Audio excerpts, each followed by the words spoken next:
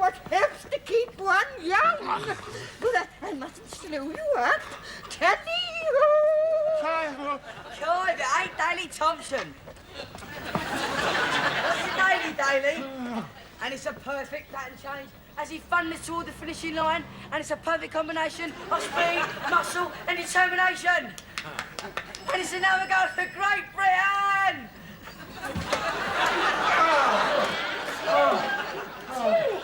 What's happened? Oh, Terry, are you all right? Terry, please say something. I saw the poor man collapse from across the way.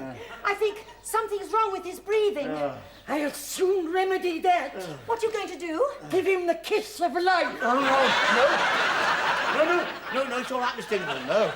Oh, no, I'm feeling fine now. The fall just winded me, that's all. Oh, in that case, perhaps a little Swedish massage might help. No, I wouldn't want you to trouble yourself. Oh, no trouble, Mr. Medford.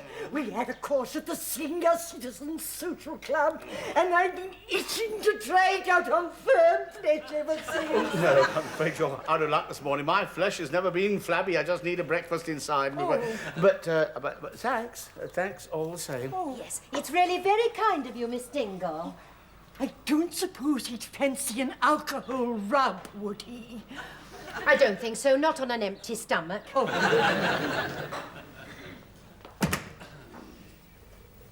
you all right? Oh, fit as a fiddle. Fit as a fiddle. Oh, good. You going to give us a tune on your bottles? Give you a tune? I can't even open them.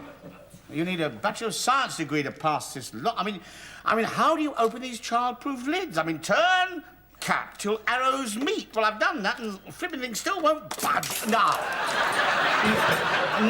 look what you've made me do. I'll get them. Oh, it's a small fortune I've just scattered all over the floor. What are they, anyway? Vitamin B complex. I take them for stress. You didn't have any stress till you started taking them. Of course I had stress. I just didn't have the energy to do anything about it, that's all. Wouldn't it be simpler to take just one big vitamin pill instead of all these little ones? True enough, they're all different. I mean, this one I take with water.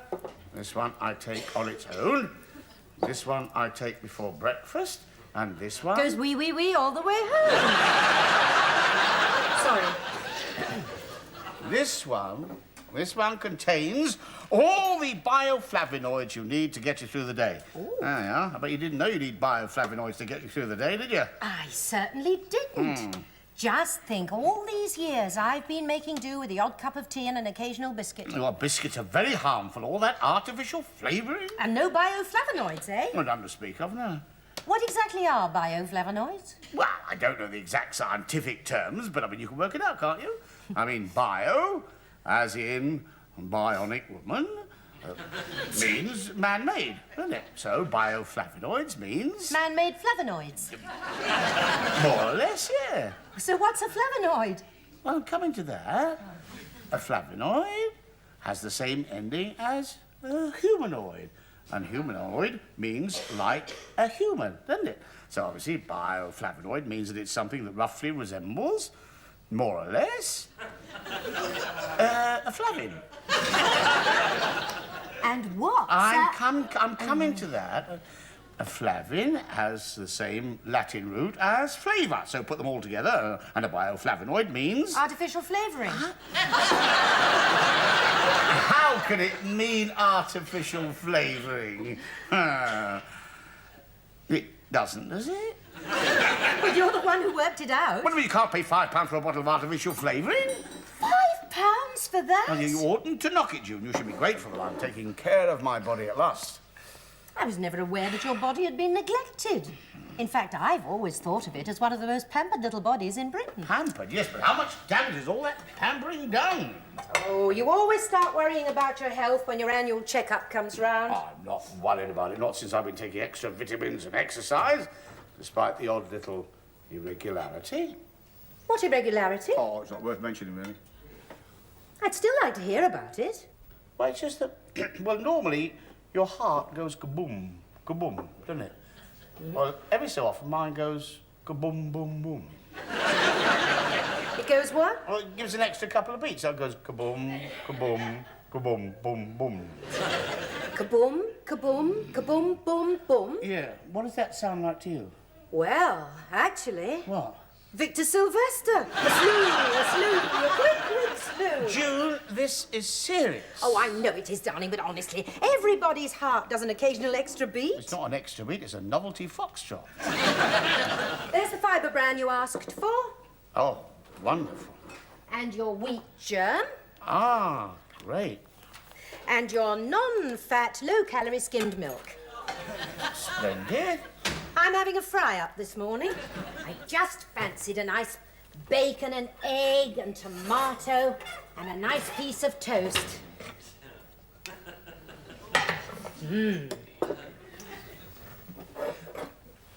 You know, it saddens me, the risk you run damaging your health with all that cholesterol. I mean, this fibre bran, I mean...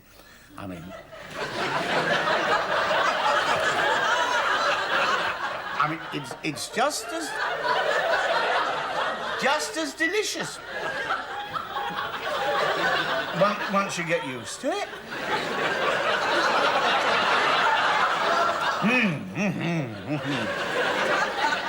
You won't mind going off your diet this evening, will you? Malcolm and Beatty are coming to dinner, remember? Of course I remember. I invited them, didn't I? You don't think we're overdoing our hospitality, do you? I mean, I know we like them, but it is the 6th time they've been to dinner this month. Well, it's not a question of like. If I'm to get that raise out of Sir Dennis, I need Malcolm to sing me praises. Is that why you keep inviting him? Well, it's easier to sing on a full stomach.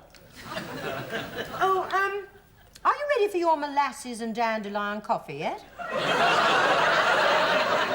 Oh, please, please. No, I was thinking of doing a crown of lamb this evening. But if you're really worried about breaking your diet, I can always do you a couple of nut rissoles. Whistles to you, too.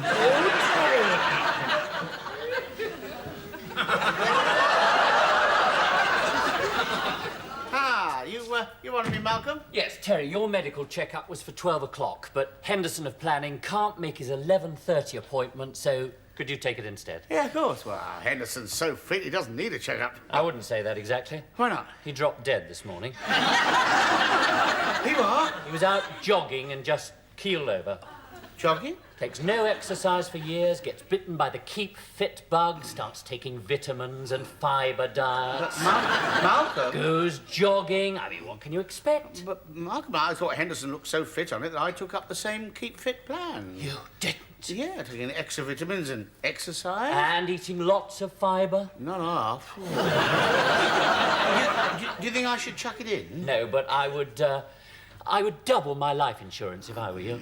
Seriously, Malcolm? Seriously, Terry, you have a medical checkup in 2 hours and that'll tell you whether there's anything to worry about or not. In the meantime, look at that. Oh, what is it, a holiday hotel? No, that is the Florida headquarters of McDivitt Safety Equipment. Well, don't let Sir Dennis see that. They're our biggest rivals. Exactly. If Sir Dennis thought they wanted me, it might tip the scales in my favour when I apply for promotion. Henderson has snuffed it. I'm next one up. Good. Then you could put in a good word about my raise. Your what? Raise? I mean, I've been on the same boring salary for nearly 2 years now. Look, I can only ask for one thing at a time. I am not going to jeopardise my chances of promotion for your piddling rise. It may be piddling to you, mate, but I can't keep afloat without it. Hey, chaps. Sir Dennis is on the warpath and about to descend L-A-T-O-B. L-A-T-O-B? Like a ton of bricks. In fact, he is so angry he's using the stairs instead of taking the lift so that he can work up a good head of steam. What's he so angry about? Some campaign ideas you were supposed to present at the beginning of the week. But I spent the whole weekend checking them. I brought them into you first thing Monday morning, didn't I? Yes.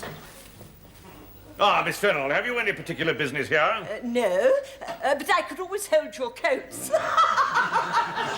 No, sorry, Dennis. I'd rather you weren't here. You will inhibit my invective. Oh, I'm not easily shocked by strong language. As a child, I had an uncle in the Merchant Navy. He didn't swear in front of you, did he? No, but he had a parrot who did. Thank you, Miss Fennell. Thank you, Sir Dennis. Has anyone in this department ever heard of Auchinleck? Auchinleck? Yes. It's not It's not a brand of whiskey. Whiskey? For your information, gentlemen, Auchinleck was a general in the Second World War. I had the distinction to serve under him when he snatched victory at Sidi Rezegh, relieved Tobruk, and recaptured Benghazi. That was in December 41. Unfortunately, our offensive failed at El Agila, and Jerry drove us back to Gazala. Are you following this? Absolutely, sir. And you know why we failed at El Agila? No, sir. Because chaps who promised reinforcement failed to stick to their word. Understand? Yes, sir. Certain campaign ideas should have been on my desk first thing Monday morning. Well, they're here in my desk, Sir Dennis. You would have had them sooner if I'd had them sooner. I see. Someone let you down as well, did they? As head of the department, I take full responsibility, whether it was my fault or not. Well, that's damn decent of you, Harris. But if the fault lies elsewhere, I want to know about it. No names. No pack drill. Let's just say that someone took longer checking them than was anticipated. I didn't. Terry, I'm taking full responsibility. There's no need for you to incriminate yourself. So, the fault is yours, is it, Medford? Yes, what? No, don't blame Terry, Sir Dennis. I mean, he's got a lot on his mind recently. Oh, by the way, Terry, here's your leaflet back. My leaflet. Yes, I know it is. Thanks for showing it me. But I'm not really interested. Malcolm! What devil's it? McDivitt! So, thinking of joining the opposition, are you, Medford? No, sir. What is the meaning of this, then? Sir Dennis? Come to my office at 2:30 sharp, and if you haven't got a decent explanation for this, I will help you on your way to McDivitt's with a boot up the Benghazi. That's a near thing. Near thing, you dropped me right in it. Terry, if Sir Dennis had blamed me, my promotion would have been out of the question, and I would never have been able to wangle promotion for you or a raise. Don't you see? Much as I hated doing it, when I put you in the poo, I was thinking of you. Yeah, but what am I going to do with Sir Dennis at 2:30? Do what you always do. What? Grovel. Say you forgot about the campaign ideas because you were worried about your medical checkup. But I'm not. Well, you jolly well ought to be. You're on the same keep fit plan as Henderson. And look what happened to him. Oh, crumbs. Good morning. I'm an employee of the PlaySafe company here for the 11:30 checkup. Ah, yes, Mr. Henderson. Oh, no, definitely not. The name is Medford. Oh, you were down for the noon appointment. That's right. Are you swapping places with Mr. Henderson? I sincerely hope not. He's dead. Hello, Medford. Wilkie had the medical then? Yes. Don't expect there'll be any problems. But after the news about Henderson, one can't be too careful. True, very true. Of course, he pushed himself too hard. I mean, it wasn't as if he hadn't had warnings. Warnings? What warnings? He told me about it only the other day. Every so often, his heart would go kaboom, kaboom, kaboom, boom, boom. Slow, quick, slow. Harris here. Dr. Fletcher from Health Screenings here. Is Mr. Medford back at work yet? No, I don't think so, Doctor. Can I take a message? Damned embarrassing, but I'm afraid our new ECG machine has gone haywire and printed out the most awful guff. So I'm afraid we'll have to have Mr. Medford back and take another reading on our older machine. Well, there's nothing wrong with Terry, is there? Oh, absolutely not. It's simply a formality. You will emphasise this when you see him. Oh, yes, leave it to me, Doctor. I'll break it to him gently. Break what, gently? Terry, how was your checkup? Yeah, but before we get to that, I think I should tell you that I intend to tell the whole truth to Sir Dennis about this morning's incident. You wouldn't? Yeah, I'm sorry, but I mean, June knows I'm absolutely rotten at lying, and honesty is the best policy. Look, spare me the platitude. You just want to see me in the poo too, don't you? I am sorry, Malcolm. Yes, I think you're going to be. That was Dr. Fletcher phoning. How did you say your checkup went? I think he thought I was in pretty good nick. Well, at least he said there wasn't anything seriously wrong. He wouldn't, would he, until he'd checked and double-checked the results? Oh, I mean, if he was worried, he'd have called me back, wouldn't he? Yes, it's funny you should say that. That's what Dr. Fletcher wanted. For me to go back? Yes, so I don't think you'll be making that appointment with Sir Dennis after all. Did he say what it was about? Yes.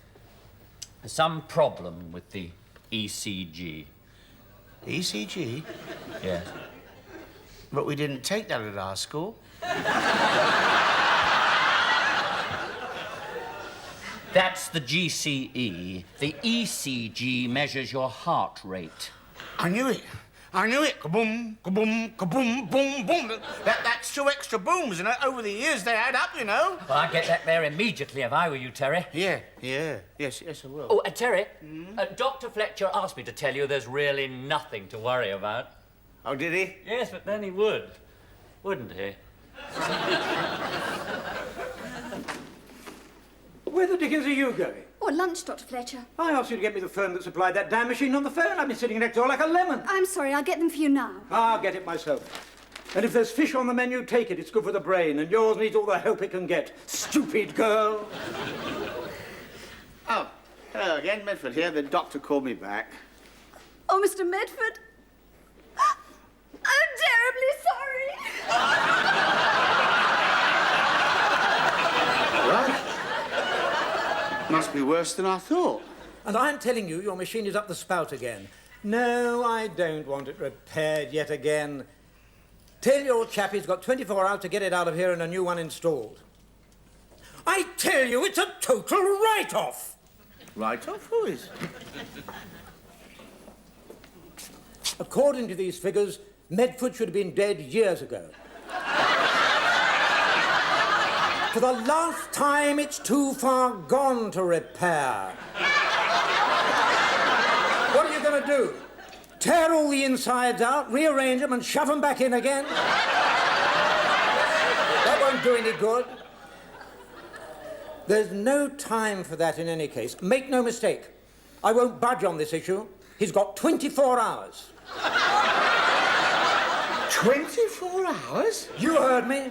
24 hours and not a minute more. 24 hours? In that case, I'm going to live every last minute of it. How do you know there's nothing wrong with him? The doctor may have told you that, then he would, wouldn't he? Terry, I hear Malcolm's been beastly to you. Oh, that's all right, Beatty. I forgive him. After all, it is too late now for petty grudges. Terry, Beatty feels I may have alarmed you unnecessarily. Ah, Beatty, always thinking of others. What a lovely woman you are. Beatty, lovely. Very. You must be very ill. Well, it's perfectly true. I've got 24 hours to live and not a minute more. Oh, Terry! What did the doctor say was wrong with you? Well, whatever it is, it's too far gone to repair, even if they take all my inside out and rearrange it and bung it back again. According to the doctor, I should have been dead years ago. Oh, Terry! Shut up, Beatty. I mean, that's not helping the situation. What's he going to tell June? I shall tell her nothing. I shall carry on normally. He will come to dinner as arranged. But we can't. Ah, if you don't, June will know that something's wrong, and I don't want our last few hours together clouded together with the thought that I might snuff it at any minute. You must be brave, Beatty. Terribly, terribly brave. If not for me, then for June. Oh, you've got me going now. Put you all together. I'm collecting for a wreath for poor Mr. Dear, obviously a great friend of yours. Now, I'm afraid I never met the man, and now I never shall. Here's a $5. Oh, how generous, Mr. Harris. And how about you, Mr. Oh, yes, of course. Well, we may as well take the lot. That's all the money you have. That's right. I hope someone will be as generous when you're collecting for my wreath. Oh, I'm sure that won't take place for many years to come yet. Well, thank you all the same. I'm sure Mr. Henderson would be deeply moved if he knew of it. Well, if he doesn't, don't worry, I'll tell him personally. In a couple of days. Terry, you're the one that's being terribly, terribly brave. Not really, Malcolm. A sudden calm has descended upon me. I'm at peace with everything around me. Not an enemy in the world. Medford, Ah, Sir Dennis. amongst all your other inadequacies, you seem unable to tell the time. Now, when the big hand is here and the little hand is here, that means you should have been in my office half an hour ago. I'm sorry, Sir Dennis. I had better things to do. Really? Well, I hope it was thinking up ideas for this campaign report, because these are absolute rubbish. You hear, Harris? There's not a decent idea in a lot of them. You're wrong, Sir Dennis.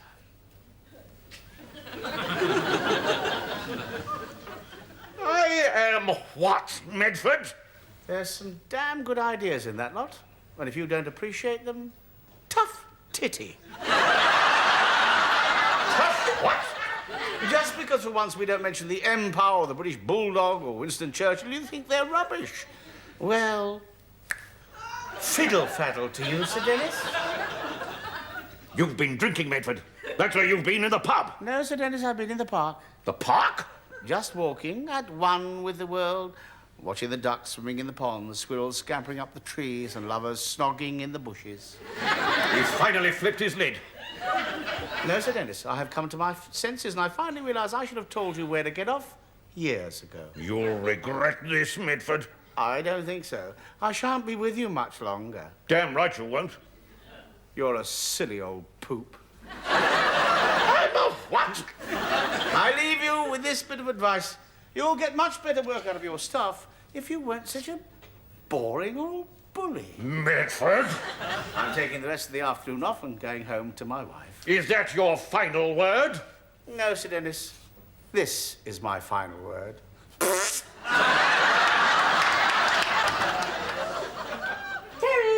are you nearly ready? They'll be here in a minute. Terry? June, don't move. Stay where you are just for a moment. I want to remember you always like this. Oh, Terry, don't tell me you're tiddly. Certainly not. How much of that brandy have you had? One sip, that's all. Why are you all dressed up like that? What's the occasion? No occasion. Just another day. But like all the other days we spent together, a day to remember for all our lives, however long or however short they may prove to be. Are you sure you're not tiddly? I keep telling you I'm not. Well, in that case, could you put out the peanuts?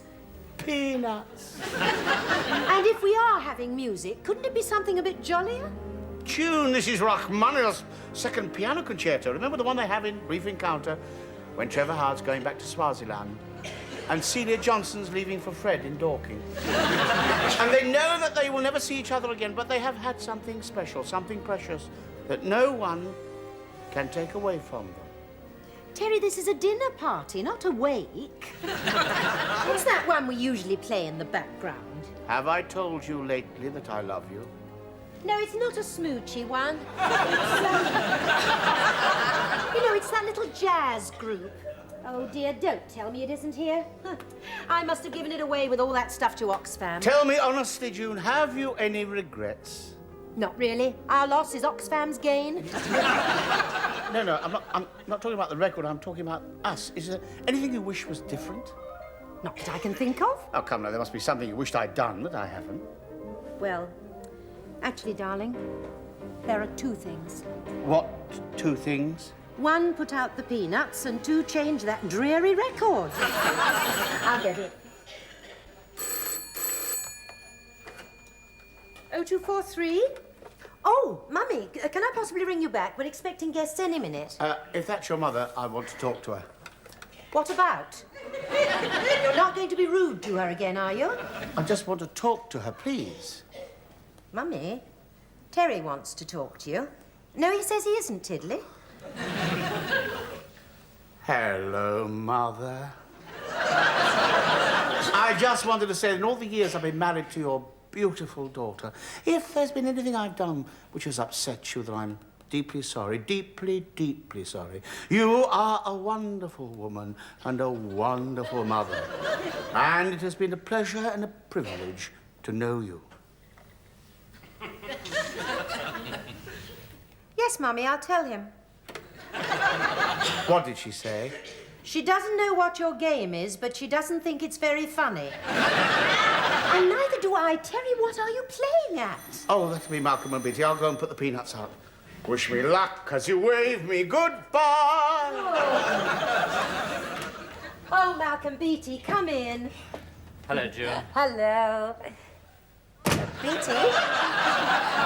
You seem awfully pleased to see me. I just want you to know, June, that whatever happens, I will always be here. Round my neck? That could be a bit of a liability. You and Terry are our dearest, dearest friends.